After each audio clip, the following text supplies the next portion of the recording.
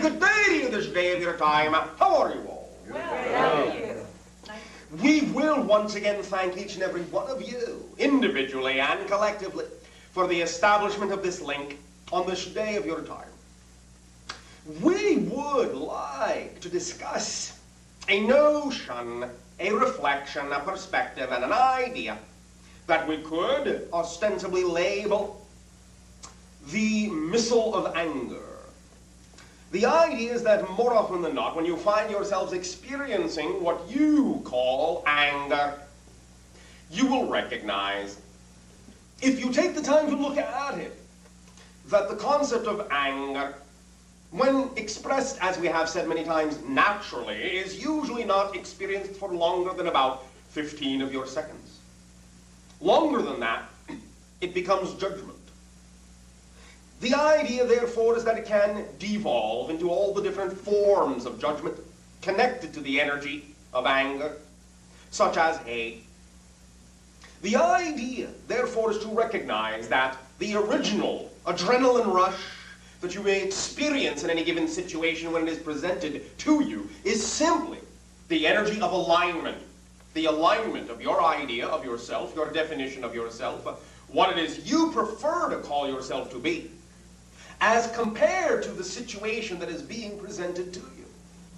You determine in that original rush of aligning energy, that adrenaline rush, whether or not the circumstance is in fact aligned with your preferential energy. If it is not, you can simply recognize that fact and be on about your life.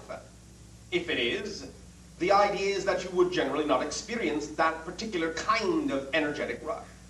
But if it is not, and you experience that rush that lets you know what is your vibration, and by comparison what is not your frequency, what is not your truth at the moment, what is not your reality, what is not your choice, there is no need, beyond that point, to continue to assess it and judge it as being invalid or anything less than the choice that you are making. It is simply a recognition, an opportunity to recognize that it is different than what it is you may prefer. Now, when you thus choose to continue to amplify the anger in a negative way, in a judgmental way, and you perhaps project and lash out at others, angrily, as you say in your language, you can recognize this is very similar to what you would call a rocket blast, a blast of flame leaping out for the purpose, for the intention of singeing and scorching that person, that situation, where you intend to direct your anger flow. But if you recognize that all things, as you know in your physics, have an action and a reaction that is equal and opposite, just as the analogy of a missile or a rocket shows you, when the fiery blast is thrust from the bottom of the rocket, it goes in one direction, yes. But the object of your attention, the rocket, the missile, goes in the opposite direction. And that is where you really need to keep your attention. For if you thus lash out, blast out in anger at someone, you can recognize that while that thrust is going outward, that is an indication of where you really need to put your attention, which is in the opposite direction, inward on yourself. For there is no reason why any of you would experience the judgmental side of anger rather than the natural 15-second anger. If it were not for the fact that there must be some definition you have about yourself that you are angry about, which perhaps another person or another situation has reflected to you, has triggered for you, but is not the cause of. And thus when you project your anger on the other individual, thinking that they are the cause of how you feel, you are thus deluding yourself into thinking that there is not already a cause within you that has been planted within you in your definitions, in your belief of usually how you see yourself, how you define yourself, how you think of yourself. So always, if you notice, if you pay attention to the fact, when you do feel angry at another, allow yourself first and foremost to recognize that regardless of what they have done, the opportunity, the positive opportunity that is there in that circumstance for you, is to find out, by redirecting that energy back toward yourself in a constructive way, why you would have reacted to what they did in the way that you did. Because there is no reason for anyone to react in any way, shape, or form on any level emotionally until and unless you already believe within you something to be true to begin with. Some definition within you must already exist about yourself that they had the ability to trigger. But again, it isn't really about them. It's about you. Even if they have intentionally done something to perpetrate the idea of negativity against you, it still doesn't matter. The idea is still look for the opportunity where you can discover what definition, what belief system structure within you was responsible for why you would even feel affected by anything that they might have said or done in a negative way. Every situation like that is a golden opportunity to get back in touch with how you define yourself and how you can change the definitions of yourself in order to become the person you truly wish to be, instead of continuing to react off of the actions of others and letting them define who it is you are, which is the original reason why you have those definitions anyway, because more often than not, they most likely came from the telepathic pickup that you got from what you would call your parents, your relatives, your friends at an early age. Sending you telepathic messages or body language messages that this is how you were supposed to behave, that this is what you were supposed to think, and this is what you were supposed to believe about yourself. Because perhaps of the way that they believed about themselves, because of the way they were taught. But you don't have to be bothered.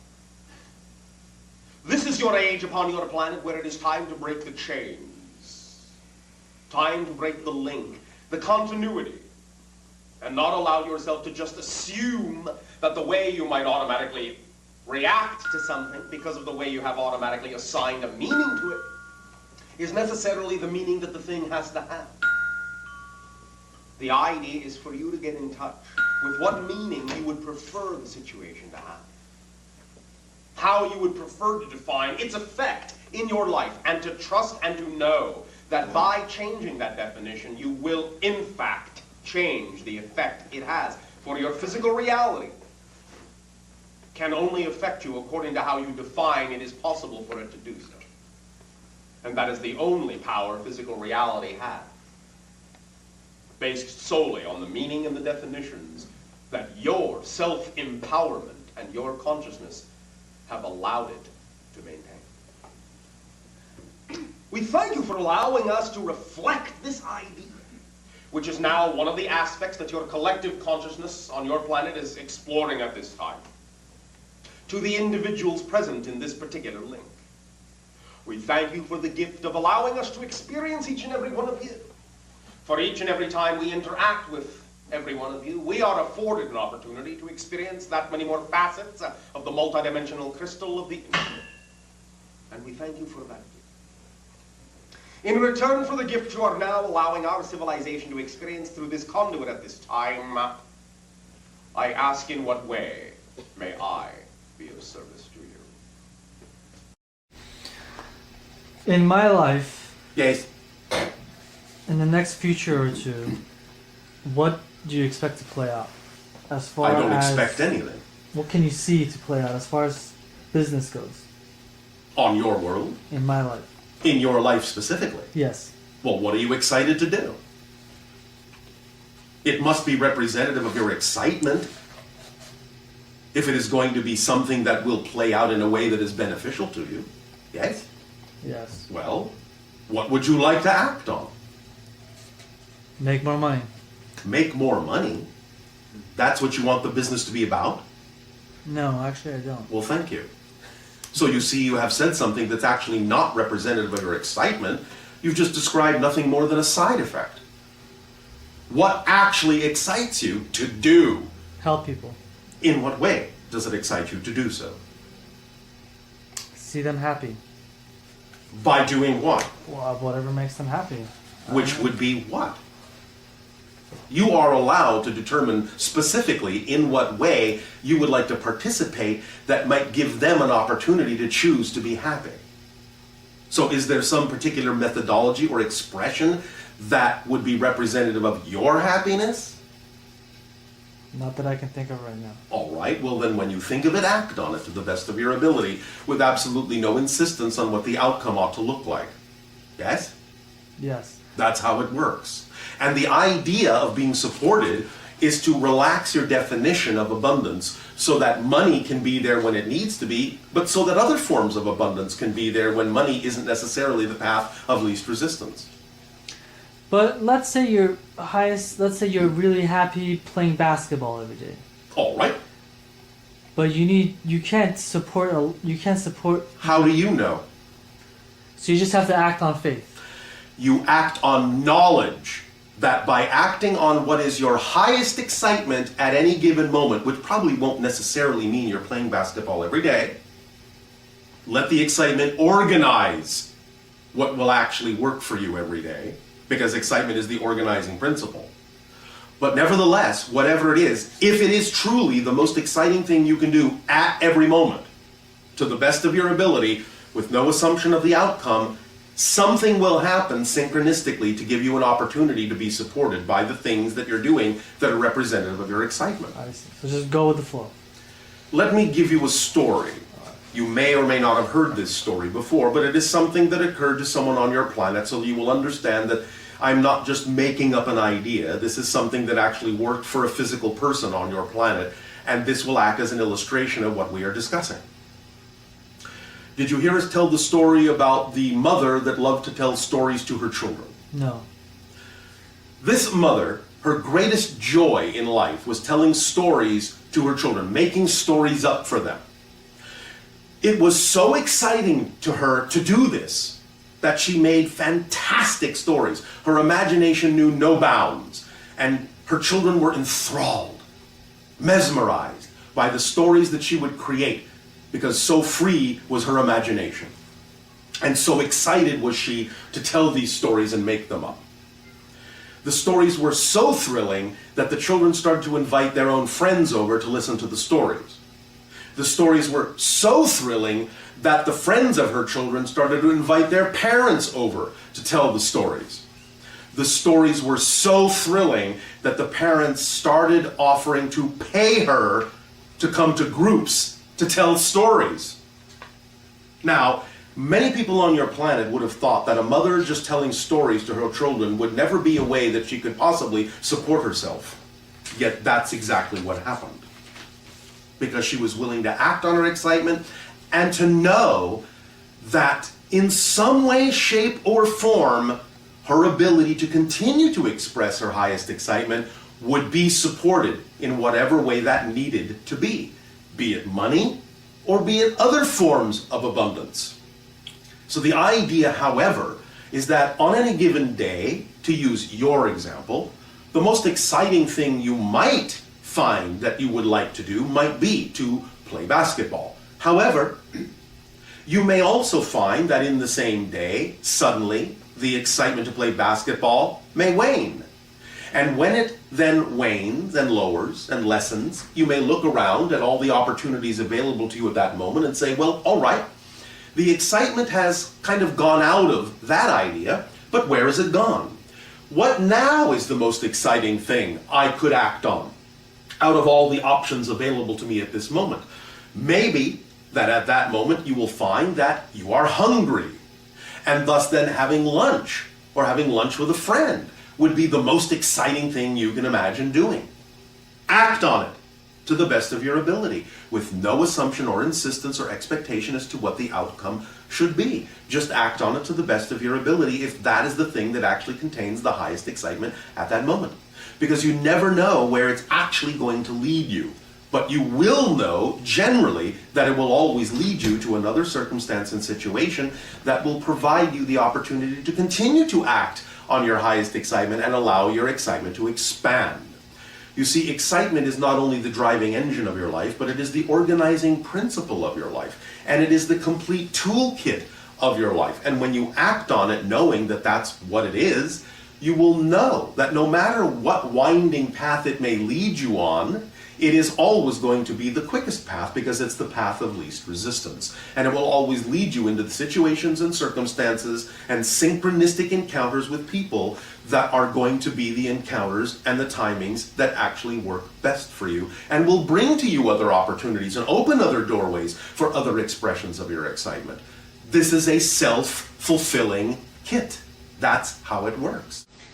At every given moment, step by step, on whatever scale it occurs, just choose the opportunity made available to you by your life that contains the highest excitement.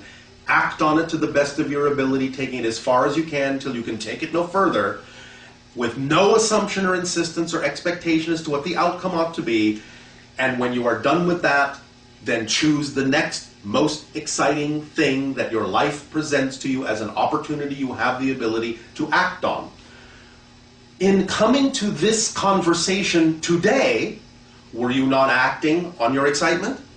That was the most exciting thing. Then that's all you need to keep doing, yes? Yes. When you leave this conversation, you will look and say, there are a number of opportunities available to me. I can go here, I can go there, I can do this, I can do that. Out of all the options that you are aware of, pick the one that feels most exciting, that you have the greatest ability to act on. And act on it. And just keep doing that. And that's all you need to do. When we talk about the idea of acting on your excitement, it doesn't have to be expressed as a career, a project, or any long-term arrangement. We mean literally moment to moment to moment. Every moment you're offered options. I can leave, I can go, I can stay, I can eat, I can read, I can jump, I can walk, I can play, I can go to the movies, I can do this, I can drive my car, I can fly, I can go here, I can go there. Pick the one that is the most exciting one you have some ability to take action on, and take action as far as you can. And that's as far as you need to take it. And then act on the next most exciting thing, and the next, and the next, and the next, in the same way, one after another, step by step, until the end of the day when you feel that you are excited about going to sleep because you're tired, and you will know that whatever didn't get done that day didn't need to be done. Because excitement, as we said, is not only the driving engine in the toolkit, it's the organizing principle. And if you're always acting on it fully, truly, to the best of your ability, with no expectation for what the outcome ought to be, then it will show you exactly in the course of any given day how many things need to be acted upon. And what doesn't get acted upon didn't need to be acted upon that day.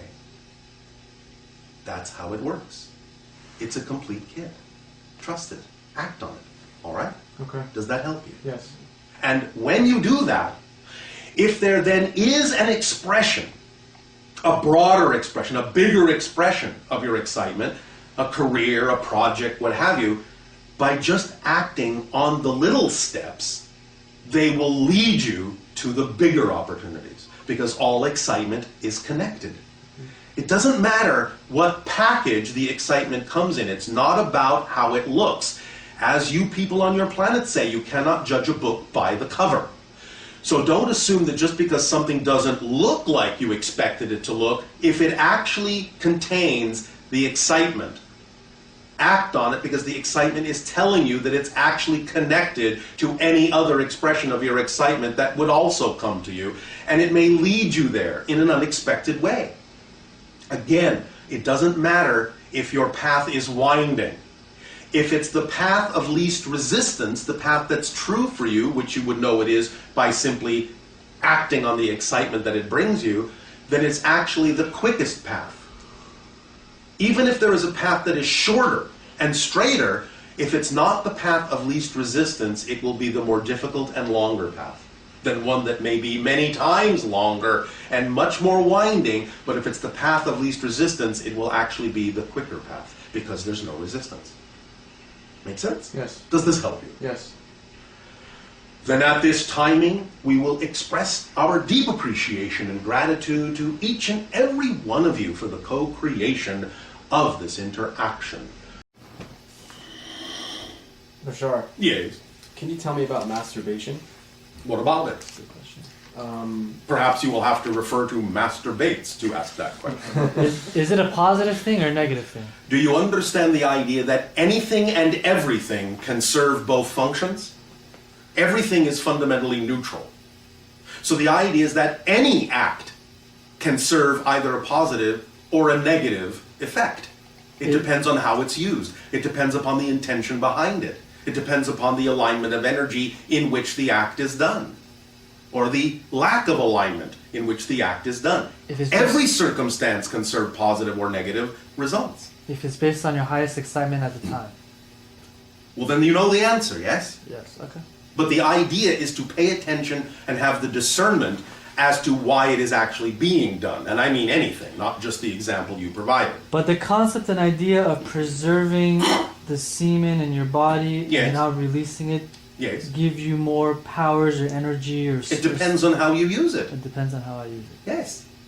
But if I release it and I can still sustain that capacity of energy... Have you ever gone to the gym? Yes. Have you ever run? Yes. Have you ever sweated? Yes. Well, you released a lot of water from your body. Didn't you need it?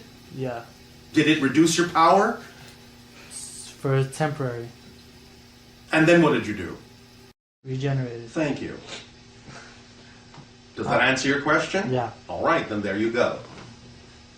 You sweated it out for what you believed was a positive action, yes? Yes. You got positive benefits out of losing all that moisture from your body, yes? Yes. So you have to pay attention to the intention behind the act. If it is truly your excitement, then by definition it cannot harm you. The duty that you have is to be honest enough with yourself as to whether the intention behind it actually is positive or negative. Because many of you have the capacity to fool yourselves and think that you're doing something exciting when in fact it's not representative of your excitement. And vice versa. So how do you know for sure? You have to have honesty and willingness to explore and be honest with yourself about the motivations behind what you choose to do. I see. And if you are that honest and that willing, you'll figure it out.